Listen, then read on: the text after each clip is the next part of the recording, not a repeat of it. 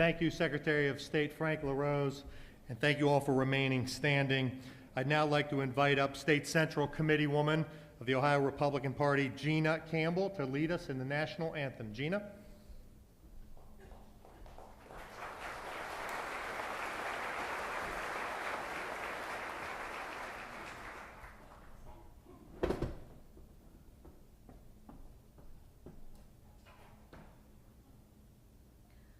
Oh, say, can you see by the dawn's early light what so proudly we hailed at the twilight's last gleaming, whose broad stripes and bright stars through the perilous fight o'er the ramparts we watched were so gallantly streaming,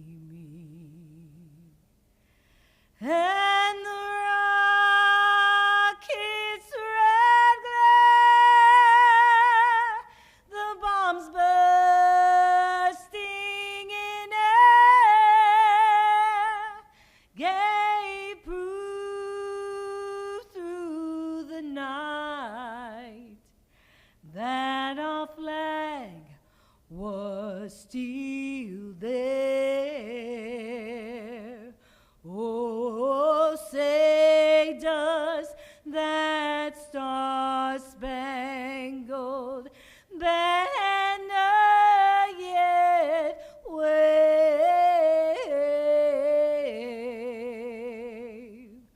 for the land of the free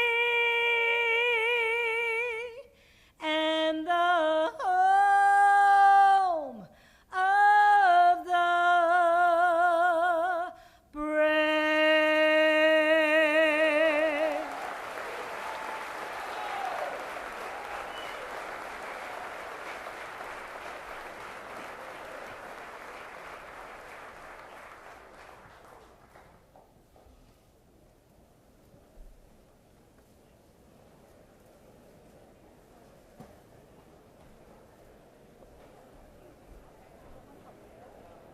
Again, thank you all very much. Thanks to our wonderful speakers. Listen, the theme of this evening, you can see it up on the wall. Tonight is a night to say thank you, Ohio. Thank you to our tireless volunteers. Thank you to our State Central Committee members, our County Central Committee members, our donors, and all of those people who pulled together as a Republican family to win elections. It is a great honor tonight to have our Vice President here. He's on his way, don't worry. This is a sellout event in Northwest Ohio. And before I cut you loose to go have dinner, I want to tell you why we're here. Why are we in Northwest Ohio as the Ohio Republican Party? We're here because this is where the Vice President wanted to be, Tony Schrader. This is where the Vice President wanted to come. We said, Mr. Vice President, will you come to one of the big cities and come and do all these fancy pants things? And the Vice President said, I want to come to see Tony Schrader and Keith Cheney in Northwest Ohio, and I want it to be accessible to everyone. I can tell you we have people here from Gallia County, Hamilton County, Columbiana County, all over this great state to welcome our wonderful Vice President.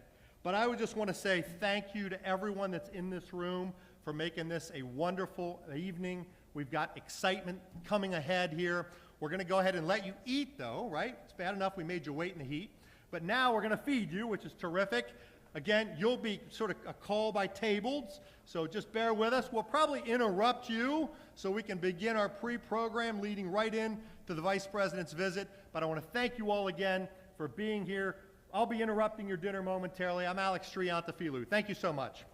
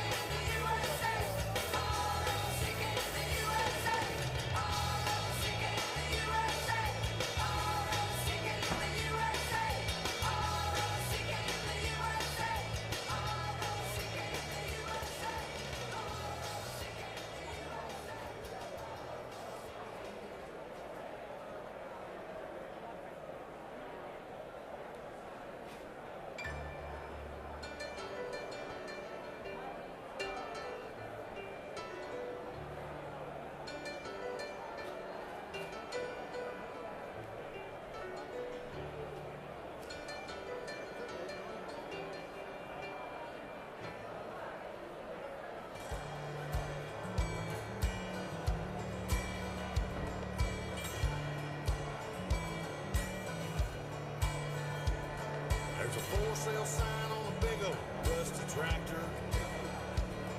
Can't miss it. That's the first thing that you see. Just up the road, a pale blue water tower. 'Cause I love Jenny painted in bright green. Hey, that's my Uncle Bill there by the courthouse. He'll be lowering the flag when the sun goes down. And this is my town. Yeah, this is my town. Hey, where I was born, where I was raised, where I keep all my yesterdays. Where I ran off 'cause I got mad and it came to blows with my old man. When I came back, settled down, was where they put me in the ground. This is my town. Yeah, this is my town. My town.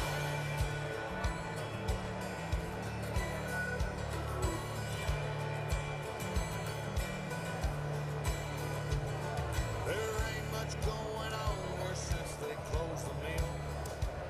But that whistle still blows every day at noon. The Hunchy bus still go down to the diner. I wonder if that interstate's still coming through. Come Sunday morning service at the Church of Christ. Well, there ain't an empty seat to be found. And this is my town. Yeah, this is my town. You good with this? Where I was born, where I was raised, where I keep all my yesterdays. Better? Where I ran off 'cause I got mad and it came to blows with my old man. But I came back, settled down, where they put me in the ground. This is my town. Yeah, this is my town. My town.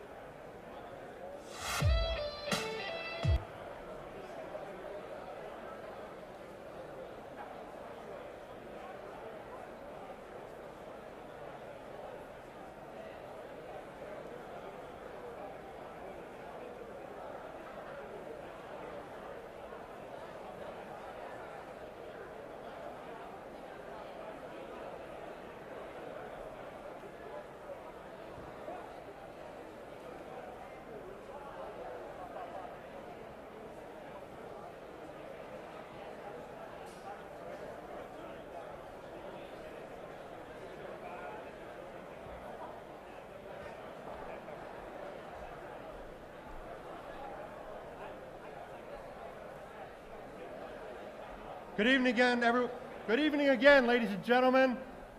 As promised, we are going to ask you to continue to enjoy your dinner, but we will ask you to perhaps quiet your conversations for a moment. So we've got a few important leaders for our Republican Party who are going to address you here as we continue our pre-program. Again, so many great stars of the Republican Party from Northwest Ohio. The next one, again, needs no introduction anywhere in Ohio, but we have a terrific state auditor, former Senate president here in Ohio, and now candidate for Attorney General. Please give a warm welcome to Salina's own Keith Faber.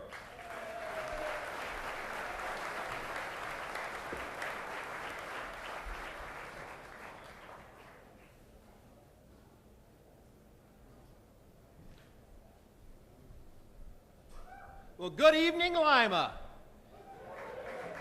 Good evening, Ohio Republican Party. Isn't it great to be here?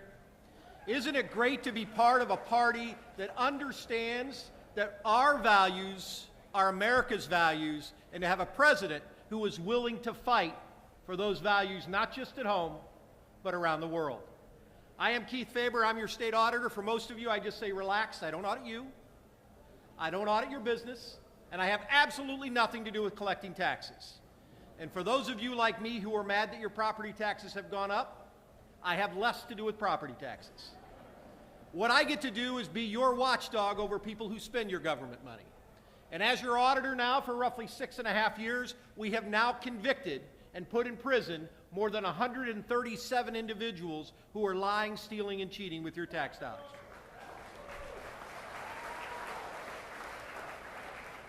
And I'm here to tell you, we're not done yet.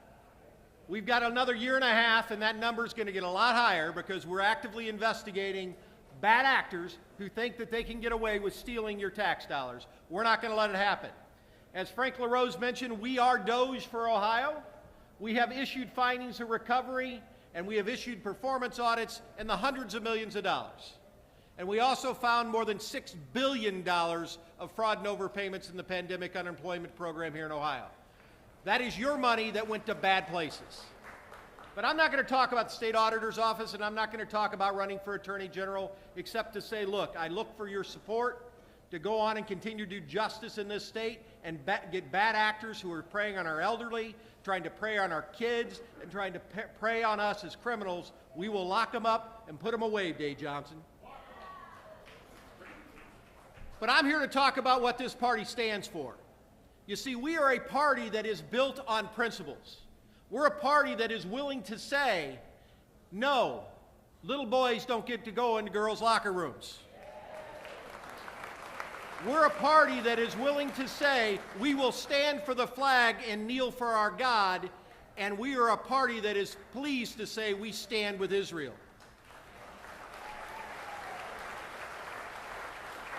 We don't need an education about the difference between terrorists and Hamas and whether our party should support people who want to kill Americans on October 7th in Israel. We are a party that is proud to say Donald J. Trump is our president. We are a party that is proud to say Ohio's own JD Vance is our vice president. You see, this weekend we saw the difference between two strategies. You had the one strategy that said we're going to appease Iran, and we saw another strategy that says we're going to bomb Iran. One strategy was met with terrorist acts, funding Hamas, funding Hezbollah, funding the Houthis. All of these start with H's, by the way. I don't know what the irony is. But the fact of the matter is the other strategy says give up your nuclear aspirations or be prepared to suffer the consequences. On this weekend, we saw that a president who means what he says and says what he means will be respected around the world, and our country and our world will be safer because of it.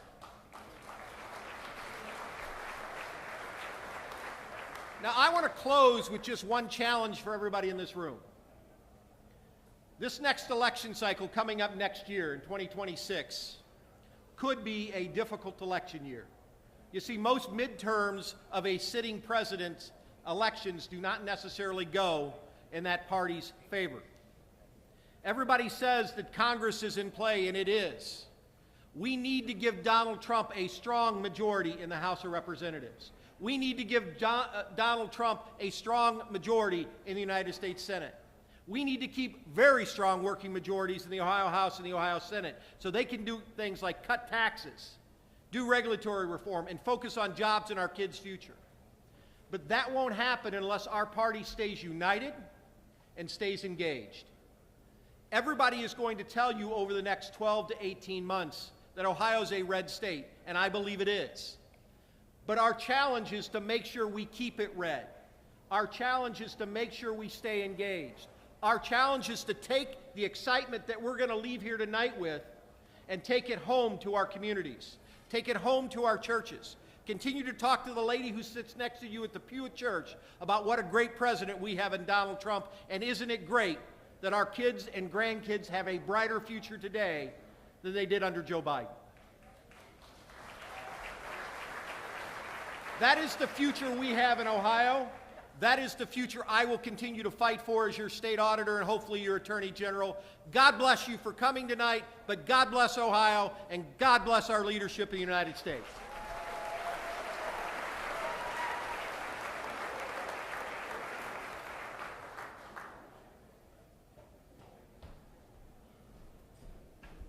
You know, when you go to the State House here in this great state, all the leadership fundamentally is from Northwest Ohio. It's amazing.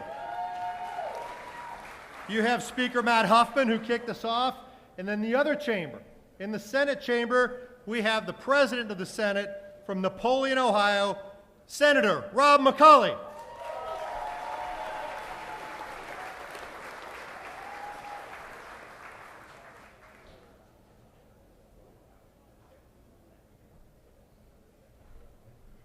Thank you, Chairman. I appreciate it, and I appreciate all of you being here tonight. You know, I'm humbled by the fact that the Vice President of the United States of America, our proud son of Ohio, JD Vance, decided to come here to Northwest Ohio because he knows something that all of us who've lived here for our entire lives know, and that is that Northwest and West Central Ohio is the conservative conscience of the state of Ohio.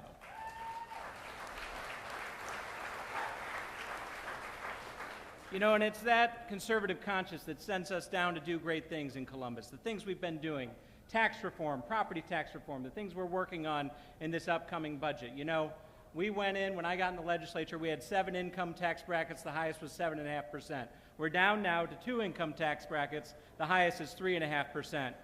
Maybe, just maybe, you'll hear news pretty soon that we might be down to 1 income tax bracket here in the state of Ohio. And we do this not just for ourselves, not just for the people who have already, made their lives in Ohio. We do it for the next generation. We do it for the next generation. We do it for my kids. We do it for all your kids. We do it for my niece, Mackenzie, who joined us here, who's 15 years old, had to come here and see JD Vance tonight. We do it for her generation to make sure that they have the best and brightest future in the state of Ohio. And we have a great opportunity to continue that with great leaders like President Trump in Washington, D.C., like J.D. Vance as Vice President, like our next governor of the state of Ohio, Vivek Ramaswamy.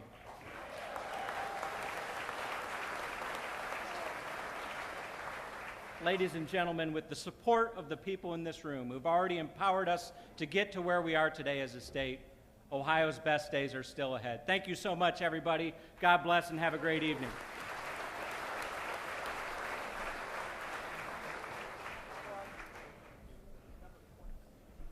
Thank you, Senator Rob McCauley. Well, ladies and gentlemen, look, the person you came to hear from, I can announce, is back in Ohio. So as we wait for the arrival of the Vice President, I'd ask all of you, please, to sit patiently. You know, we like to keep everybody kind of in place as we wait for the Vice President. Please talk amongst yourselves. Thank you all again very, very much for being here.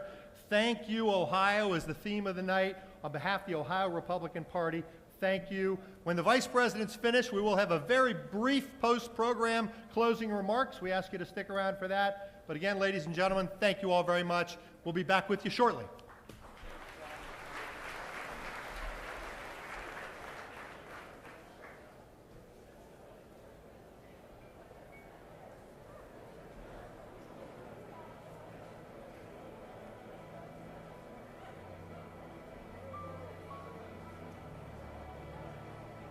I'm just trying to be a father.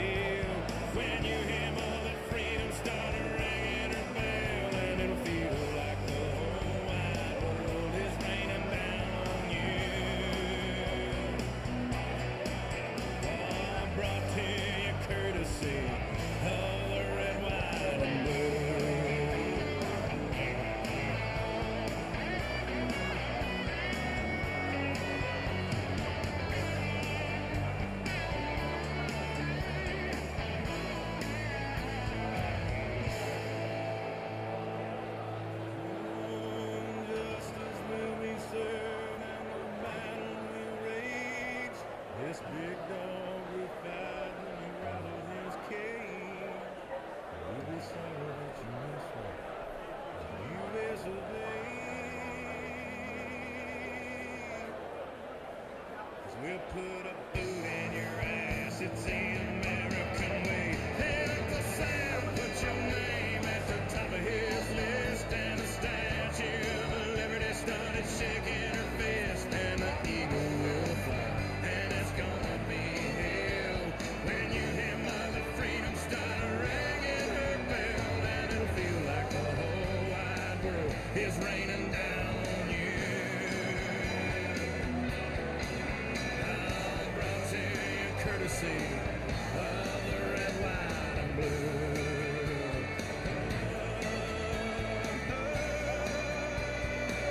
Of the red, white, and blue.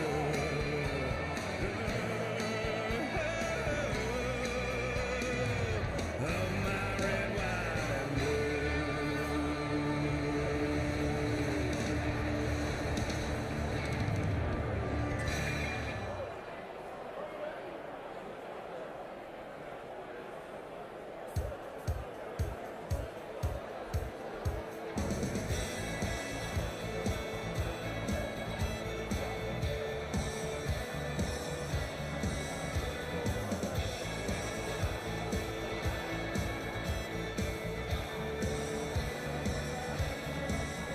Well, you know those times when you feel like there's a sign there on your back.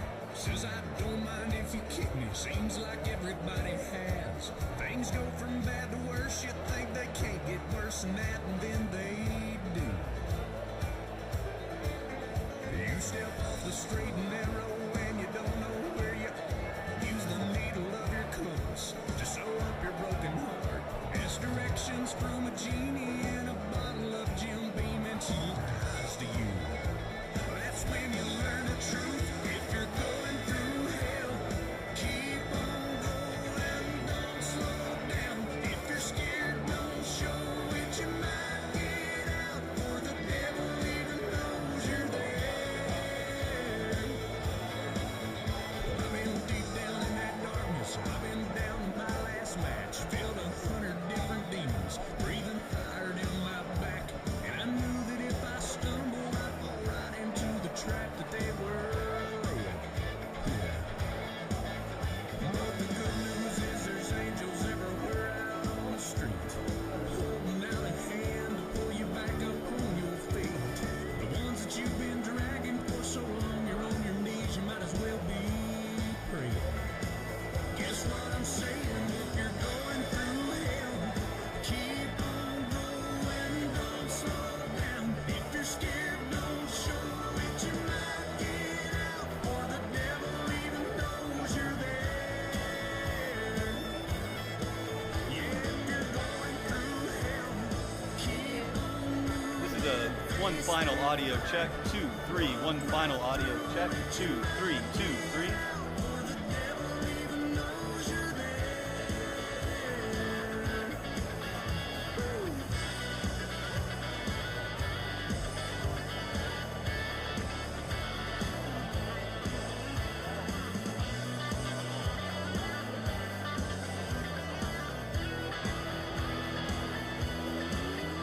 If you're going through hell, keep on going, don't slow down. If you're scared,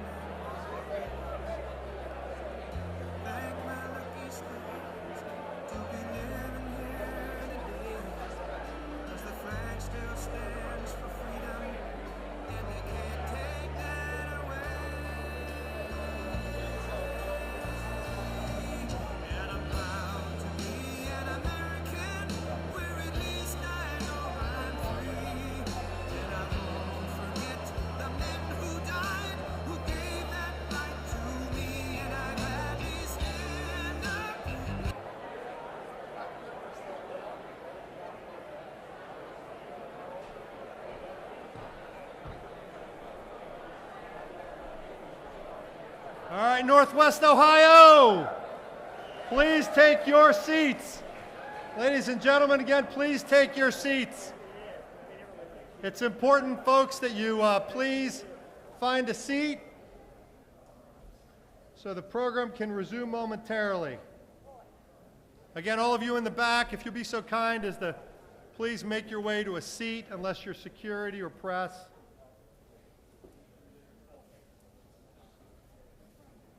Please, again, take your seats. The program will resume momentarily. Thank you.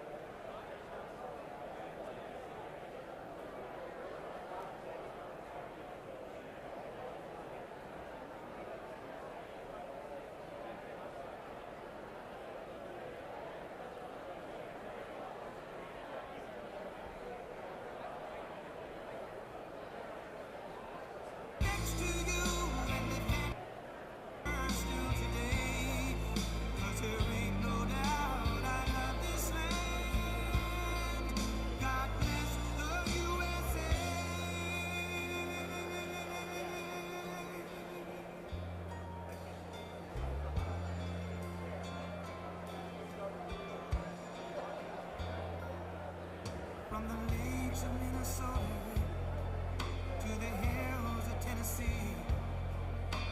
across the plains of Texas, from sea to shining sea, from Detroit down to Houston and New York to LA, where there's pride in every American heart, and it's time we stand and say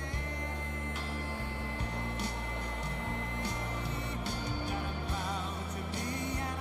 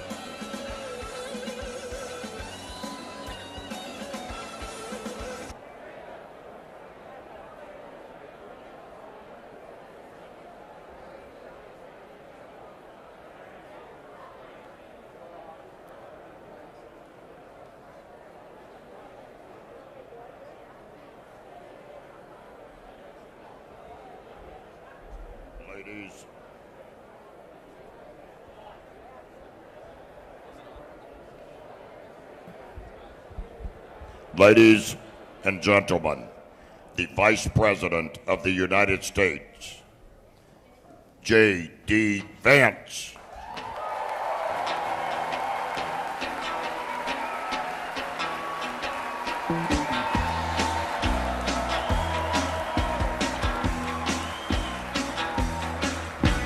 Saturday night I was downtown, working for the FBI, sitting in a nest of bedroom, whiskey bottles by my eye.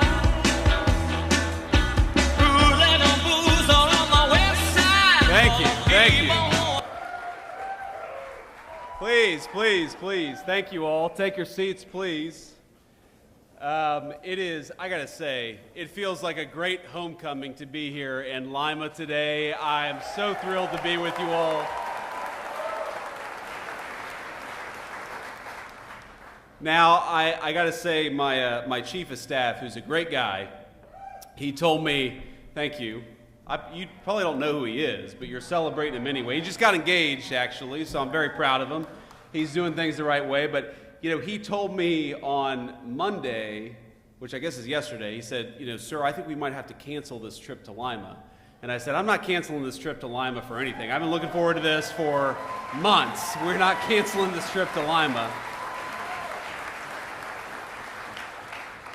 And I don't know if you guys saw, but there's nothing going on in the news at all that would justify me canceling this trip to Lima. Why the hell would we cancel the trip to Lima, Ohio? It's a boring day in the White House, as you guys have probably seen. So let me offer a few words of appreciation. So I could probably thank half the people in this room, and I'm so thrilled to be with you this evening. And there are a few by name that I want to call out. So first of all, and I'm not even going to try to pronounce your last name, I never do, but Alex T., the great chair of the Ohio GOP. Thank you, Alex, for everything that you do. I've got to thank, and this is, guys, you should be glad I asked about this. I thought, because it says here, Senator Tony Schrader, but I know Tony, and he's not a lowly politician. He is actually the guy who operates behind the scenes. So our great GOP Central Committee man and also the chair of the Putnam County GOP, Tony Schrader. Tony, where are you, man? I love you.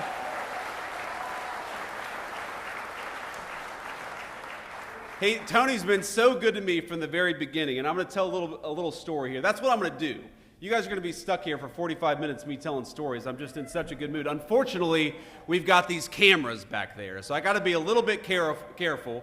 If I say something really stupid, somebody's got to stand up here and stop me before I embarrass myself in front of national TV here. But Tony Schrader was, when I decided to run for office the very first time, it was the Senate race back in Ohio in 2022. And so this is sort of early 2021 when I'm going around and giving speeches. I haven't even declared my candidacy yet, and Tony Schrader was actually backing somebody else in the primary. Now, Tony was backing a person who is a very dear friend of mine, Jane Timken, who's, I don't know if Jane is here, but Jane, hey Jane, how are you? But that was a hard-fought primary, a bunch of really good candidates, and eventually, of course, I won that primary and won the race, but Tony worked harder for me maybe than anybody in all of Northwestern Ohio. I mean, he knocked on so many doors. You remember, Tony, we would have events with volunteers where we would knock on more doors than I thought humanly possible, and it was all because Putnam County GOP is an incredible organization led by an incredible guy. So thank you, Tony, for everything that you do.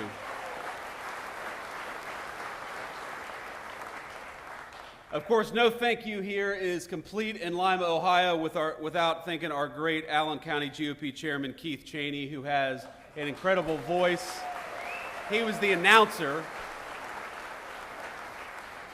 Keith, I think if I had your voice, I would have been vice president earlier than I made it, man. But, nobody is endowed with perfect gifts here. And, of course, GOP volunteer Kurt Kaufman. Kurt, thanks for everything that you do. We said hello backstage. Thank you, Kurt. All right, so I got my thank yous, at least by name, at least until I noticed somebody else's face in the crowd here. But people always ask me what it's like to be Vice President of the United States, and I'll tell you a couple stories that illustrate that. So first of all, I didn't know that the president would make me his vice presidential running mate until literally the morning of the GOP convention. And if you walk back in time, you remember what happened. So the Saturday before the GOP convention, the president, I actually flew down to Florida to meet with the president, and we talked. It was the first time I had ever talked with him explicitly about becoming his running mate. And he said, you know, I'm not sure what I'm going to do, but it's probably going to be you, so go have fun the next couple of days. How do you have fun the next couple of days when that's what the president tells you? And of course, so that evening, he flew up to Pennsylvania to do a rally in Pennsylvania, and that was the famous moment where he turned his head and missed, I think, what would have been one of the great tragedies in American history, not just a tragedy for him personally. And I really do believe, I'm a person of faith, I imagine most of you are too, I believe the hand of God prevented America from experiencing great national tragedy in that moment.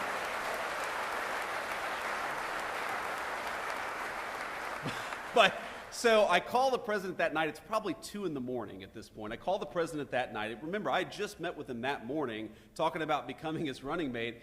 And I'm like, sir, how you doing? And he's like, I'm fine. He'd just been shot in the ear. I'm fine. You know, nearly lost his life, but totally fine. He goes, how's it playing out there?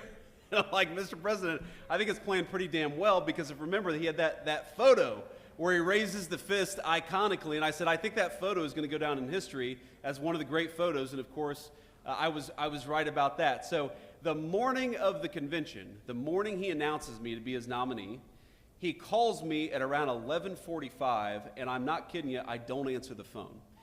And I don't know what had happened. We had just landed in Milwaukee. We've got 3 little kids. You know, it was a hot day. We were trying to get through all the security to get to our hotel room. I don't know what happened. So I call him back 15 minutes later, and he answers the phone, and he says, JD, you just missed a very important phone call. I said, yes, Mr. President. And he said, I'm going to have to select somebody else now. And of course, you know, my heart stops, and I think he's actually going to do it. But then he asked me to be his running mate. He actually talks to my son, and you know, the rest is history, right? The rest is history. So that's the first story. The second story that I'll tell you is we've probably been in the Oval Office for all of 10 days. And I'm sitting there, and we have a phone call with a foreign leader. I won't mention who. And it's a tough phone call. There are some tough issues that we have to work through with this foreign leader. And he asked me to come sit behind him at the Resolute desk so that if I need to say anything, I can just speak directly into the speakerphone. And it's early in the administration, so there's not a whole lot in the Oval Office yet. And there's this sort of wooden box with a red button sitting on the Resolute desk. And I think to myself, that's probably not a button that you want to press, right? So we're talking to this foreign leader, and the president looks over at me, puts the foreign leader on mute, and says, this is not going very well, and he presses the red button. and my eyes get really big, and I'm like, Mr. President, you know, what just happened? And he looks at me and he goes, nuclear. Nuclear. And 2 minutes later, a guy walks in with a Diet Coke, and he looks back at me and he says, it wasn't nuclear, it's just the Diet Coke button. And that's... So that's the kind of guy, my fellow Republicans, that we have as the President of the United States, a guy who can do a good job, but keep a sense of humor.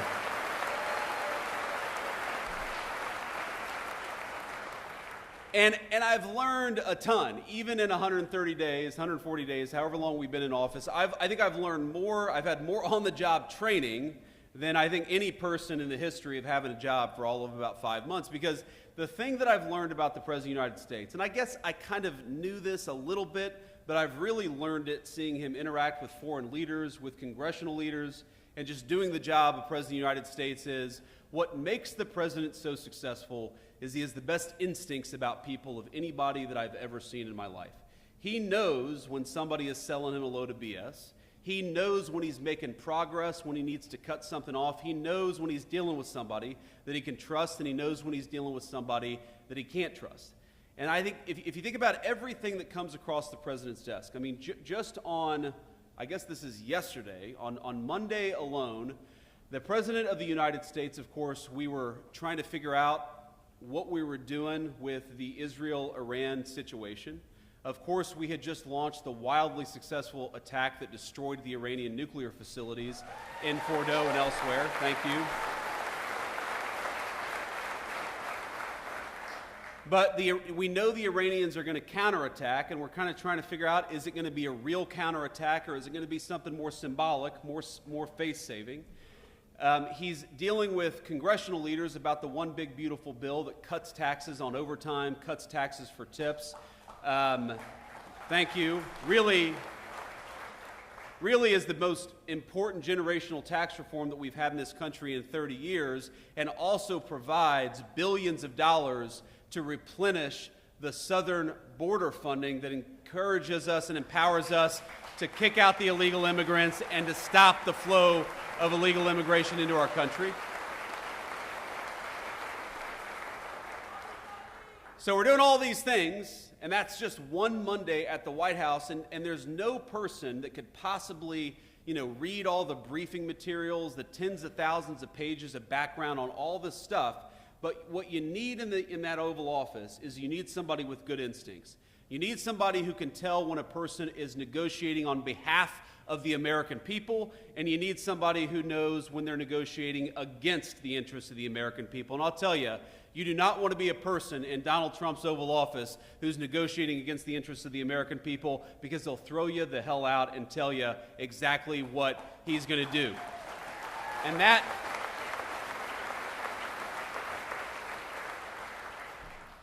that is what I think makes him an effective president. It's what makes him an effective leader for the American people. And I will say, I'm obviously extremely biased, but 130 days into this term, we have got a lot to brag on from the Trump administration and what we're doing in Washington, D.C. Let me run just through a few of the ways in which the Trump administration has been wildly successful. And let me start with the thing that is, of course, in the news. And what the president said going back 10 years, if you look at the campaign in 2015 and 2016, and he said it consistently through his second term, is that he does not want Iran to have a nuclear weapon. It's very simple. It destabilizes the entire region. It gives this terrible regime leverage over the United States of America. As the president often jokes with me, everybody in Iran calls the Iranian leader the supreme leader. That's a pretty amazing title if you think about it. But he looked at me in the Situation Room a few days ago and he said, Mr. Vice President, you don't have to call him the supreme leader, but you would if the guy had a nuclear weapon. Because the leverage that nuclear weapons give you to destabilize the world, to destroy our economic interests, to destroy our national security interests, you don't want the worst people in the world to have a nuclear weapon. So what did the president do? For 60 days, he negotiated aggressively to encourage that Iranian regime to give up those weapons peacefully. And by the way, he was more than willing to accept a peaceful settlement to that problem. But again, this comes back to instincts. When the president realized that there was not going to be a peaceful settlement to that problem, he sent B-2 bombers and dropped 12 30,000-pound bombs on the worst facility and destroyed that program.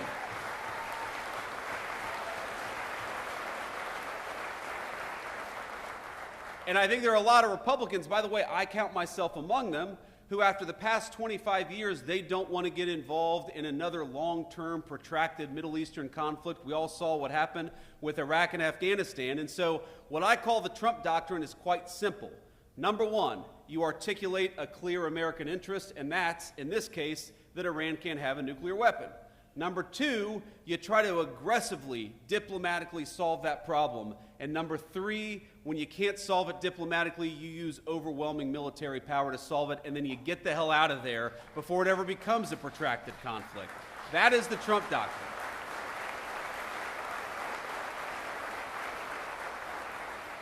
And to the Americans who are worried about this becoming a protracted conflict, I think the president solved that very quickly. Not only did we destroy the Iranian nuclear program, we did it with 0 American casualties, and that's what happens when you've got strong American leadership.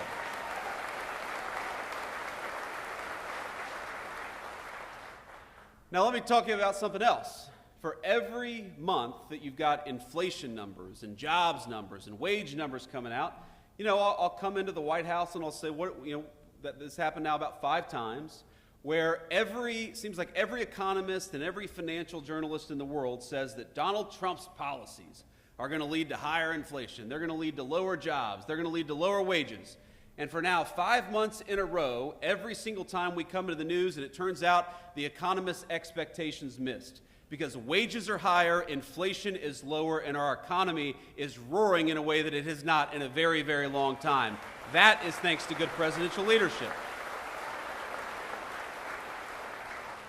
And I'll bring it back to instincts, because when the president came into office, he said, frankly, what he's been saying for 30 years, that we have got to stop allowing foreign companies to take advantage and foreign countries to take advantage of the United States of America. Why in God's name would we allow cheap slave labor manufactured stuff from a foreign country to come into our country, undercutting the wages and jobs of American workers? And the reason we allowed that to happen is for 30 years we had a bipartisan failed consensus that we ought to let cheap plastic garbage come into our country at the expense of American jobs and the American families who depend on those jobs. You know what President Trump said? On April the 2nd, he said, if you try to undercut the wages of American workers, if you try to bring in this crap, if you try to expose the American worker to an economic unfairness that you don't force your own countries to deal with, we are going to slap a big fat tariff on what you bring into this country. We're going to penalize you. For once, finally, we had an American president who said, if you want to destroy the wages and the jobs of American workers, you're going to pay a big fat penalty because of it. And that, I believe, has saved the American economy.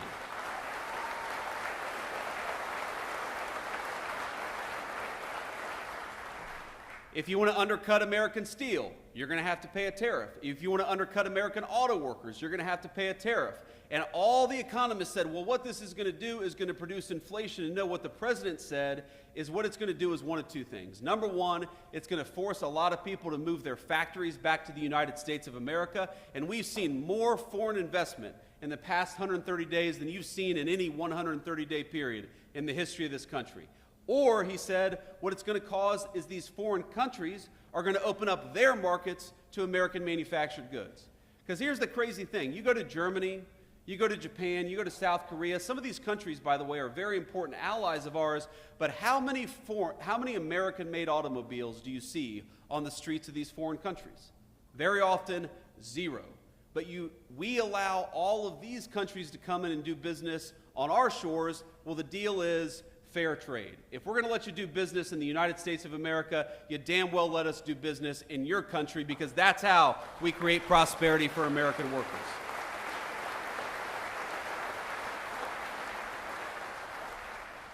And the final and most important thing, and I think this is the most important issue confronting this country, and it was certainly the most important issue that was destroying this country over the past 4 years, and that is the issue of illegal immigration. Now, if I had stood here in October of 2024 and you had told me that after 45 days of the Trump administration, we would have illegal border crossings down between 95 to 99%, I would have said, whoa, whoa, whoa. I believe the president is very serious about this, and I believe the president is very effective. But there is no way that we're going to have illegal border crossings down that much, and I'm happy to report that 1.5 months into the Trump administration, we had illegal border crossings down 99%. It was a radical success, and it happened very quickly.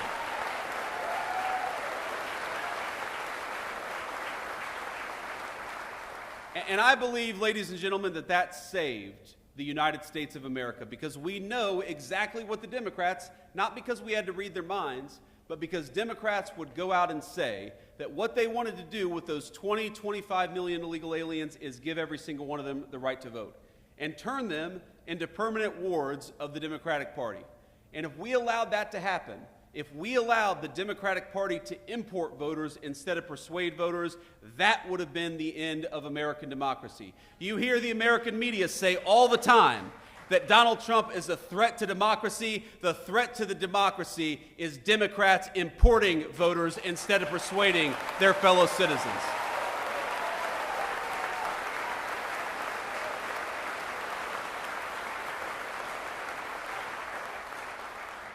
And now we have largely solved that problem. If you look, for the first time in 50 years, we now have net negative illegal immigration. That means we're deporting more people than are coming in through illegal immigration. That is the biggest testament to a change in presidential leadership. And I was in the Senate when the Democrats were trying to say that the thing that we had to do was pass this ridiculous, massive new set of laws and new set of amnesties to get control of the American southern border. And as the president said at the State of the Union just a couple of months ago, it turns out you didn't need a big new law to secure the border. You just needed a new president of the United States.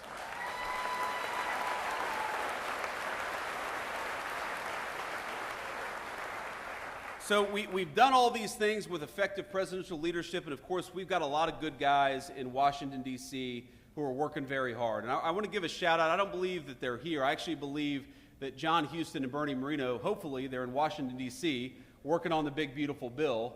They're doing a great job. And we are lucky in the state of Ohio to have great political leadership across the board.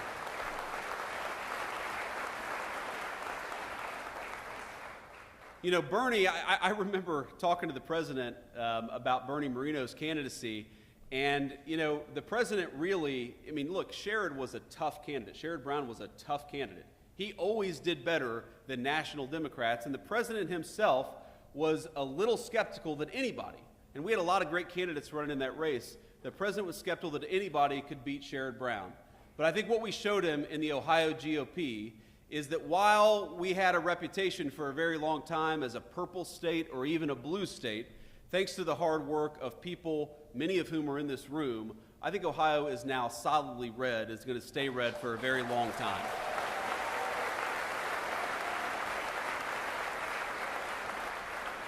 But you and I know that's not going to come without a lot of hard work, and I want to talk just a little bit about what that means, because look, I am very much a product of this political party, of this Ohio GOP.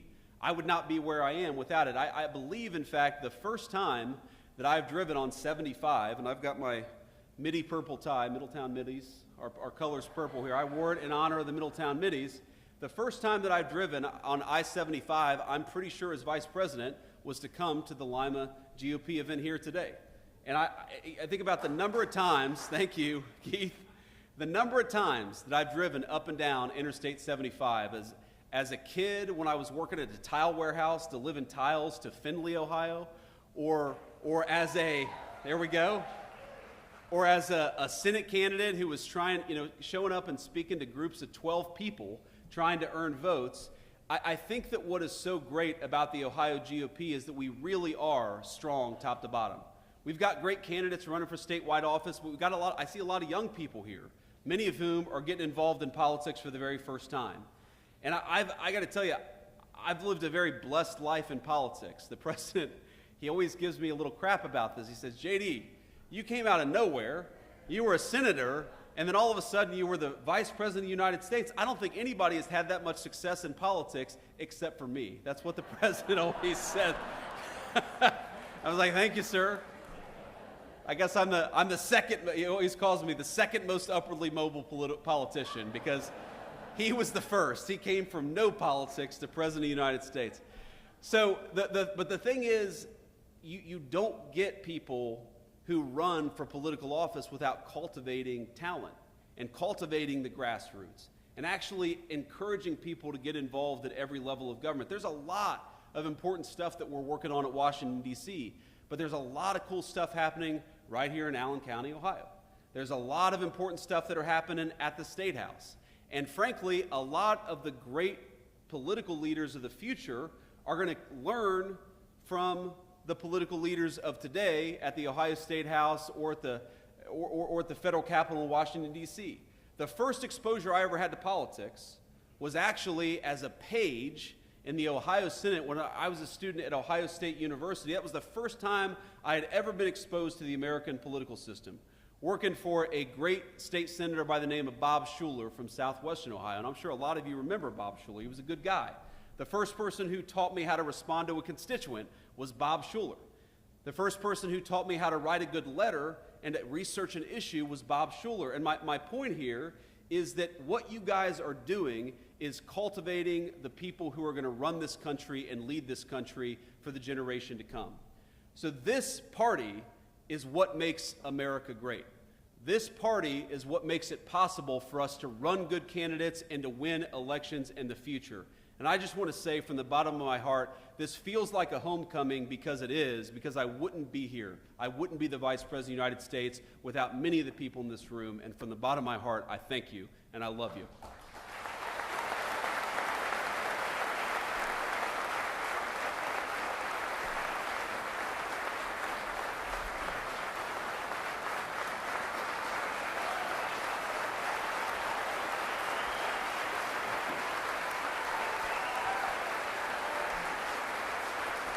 Well, thank you, thank you. I should quit while I'm ahead, honestly. I should just walk out the door now. I'm not going to do much better than that, I think. But that was another crazy thing that happened on January the 20th. Man. So I called the president on January the 18th, and I said, sir, I know the inauguration is very important, but let's be honest. The vice president is not the most important of the presidential inauguration. The president is. So would you be okay if I, put my hand on the Bible, took the oath of office, and then headed south to attend the national championship game as the Vice President of the United States? Because that's a very important, skip all the inaugural balls. Usha, who I think all of you have come to love as second lady, she's doing a great job, and I'm proud of her. I don't know, honestly, how much Usha really wants to wear high heels for 9 hours on that day anyway, so just let us go to the national championship game. The president was like, no, JD, I can't do that. You got to be there. But to walk you through that day, so we do the inauguration, and it's crazy. You're going from one event to the next. And I show up to the very first ball, which was the Commander-in-Chief's ball. And because I've got, you all, every single one of us here has been to a wedding on a Saturday during a very important Ohio State game. And we love the people who are getting married, but we're also like, why the hell did you have to have your wedding on an Ohio State game? And you've got the guy, who's sitting outside the bathroom on his phone or has got his iPad out. Every single one of us has been to a wedding like this. You all know what I'm talking about, okay? Well, I was that guy because every single one of my buddies was like, we're proud of you for becoming vice president, but could we get the hell out of here and watch this Ohio State game? So what we did is that we rented a conference room where they did the Commander-in-Chief's ball. And we actually, we had an open bar, we turned it into a big party, and we had the Ohio State game on. So I go in there, right, for like 20 minutes. It was the only 20 minutes that I kind of got to myself. And I, hung out with my buddies, and we watched Ohio State. And if you remember this game, Ohio State got a massive early lead over Notre Dame, right? The beginning of the game was very, very good. So I kind of started to relax a little bit. It's like, oh, my God, I just got inaugurated vice president, and the Buckeyes are going to the national championship all on the same day. This is the best day of my life, right? It's not going to get much better than this. And then, we went to a couple balls, and then I think it was after the second ball, before the third ball, I was watching on the TV, and Notre Dame started to catch up a little bit. If you all watch this game, you remember Notre Dame started to catch up a little bit. And so I was like, you know what? I'm going to be late to the third ball, and I'm going to sit here and watch this game. Because if Ohio State loses, I'm going to hate myself forever for not having sat here and cheered on the team during these final moments. Of course, it all worked out. Ohio State won. They came to the White House. I don't know if you saw, I broke the damn trophy when they came to the White House. That was one of the most embarrassing moments of my life. I was hoping that, no, we didn't see that. We didn't see that, JD. No, all of you are laughing. Everybody saw it. But the point is that it was an amazing way to connect the great Buckeye state of Ohio and what was happening, because without this state's GOP in particular, Donald Trump would not have been president the first time, and we certainly wouldn't have the great Senate majority that we now have for the second administration. And the president, as you all know, he actually has a very deep affection for the state of Ohio, because he was the person who turned Ohio really from a purple state to a red state. I mean, all of you remember this. I mean, where is Bob out there? Is Bob Paduchik out there? There's Bob Paduchik. Give it up for Bob Paduchik.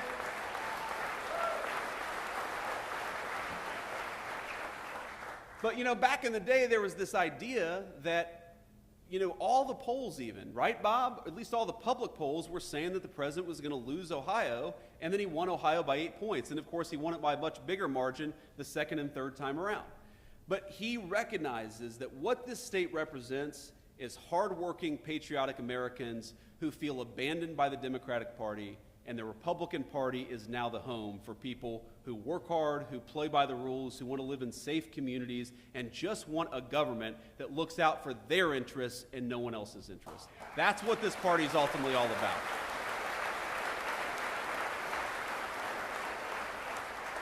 Because when I see that wage growth is the highest that it's been for working people in 60 years, working and middle-class people, the highest wage growth we've seen in this country for 60 years. When I see those inflation numbers keep on coming in below expectation month after month, those are statistics. And those are numbers that, of course, we celebrate. But what I remember is a woman I met on the campaign trail, and you all are going to hate me, but she was actually from Michigan.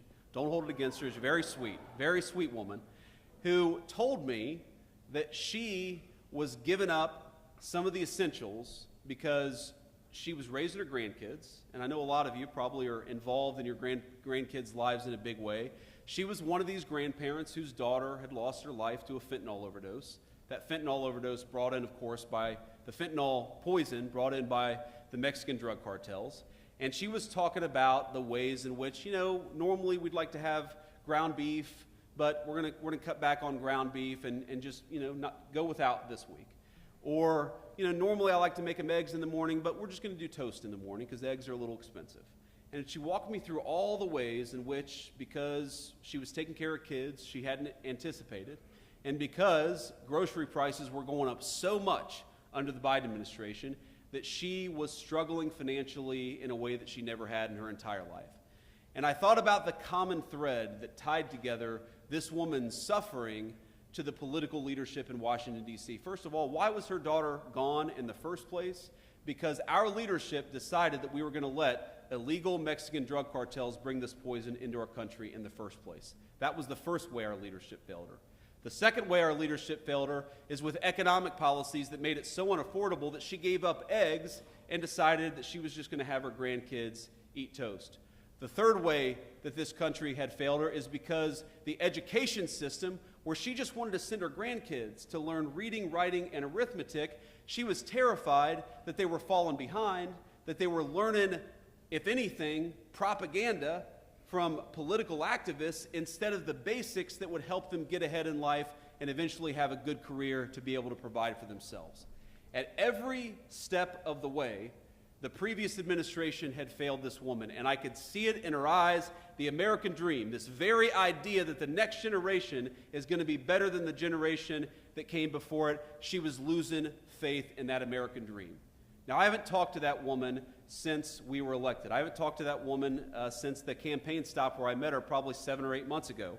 But when I see that energy prices are lower, when I see that illegal immigration is down, when I see that fentanyl overdoses are down, when I see the president under his leadership, we're arresting Mexican drug cartel members at record numbers, what I see is an Ohio Republican Party and a national Republican Party that is fighting successfully for the American dream.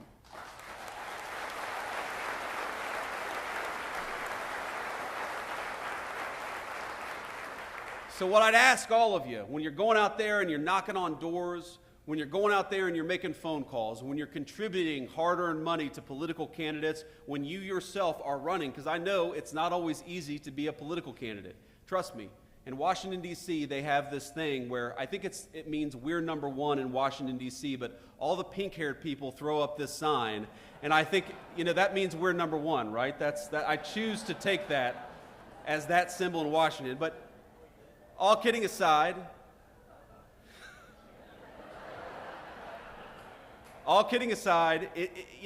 sometimes this job of politics is inspiring, and sometimes it's hard work.